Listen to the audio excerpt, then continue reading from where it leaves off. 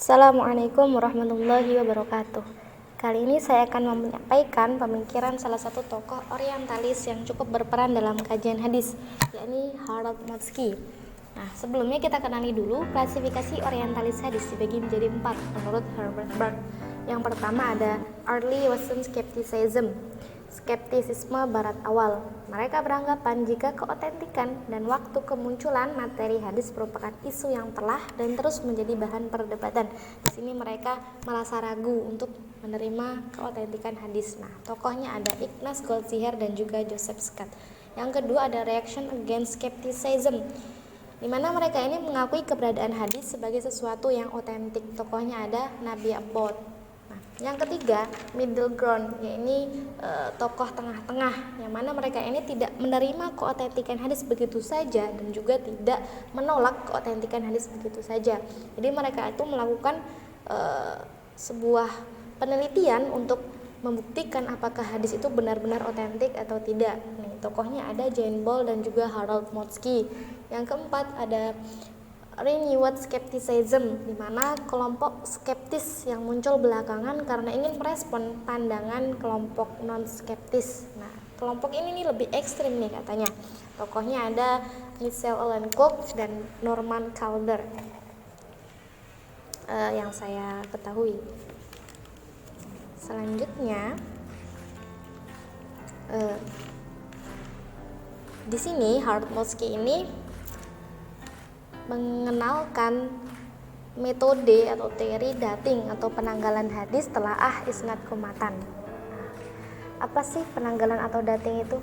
Nah, dating merupakan suatu istilah yang digunakan oleh orientalis untuk mengetahui dan menentukan suatu peristiwa berdasarkan dokumen-dokumen atau sumber tertentu, apakah memiliki nilai sejarah atau tidak. Nah, yang dipakai beliau ini ada kitab postkanonik, ada kanonik dan prananik. Jadi kitab-kitab seperti kitab primer maupun sekunder dan kitab-kitab sebelum kitab seperti Sahih Bukhari ini diperkenalkan, semua beliau gunakan untuk melakukan penelitian apakah benar hadis otentik atau tidak. Metode yang ditawarkan oleh Motsky itu sebagai berikut. Yang pertama, menghimpun semua varian hadis beserta sanadnya.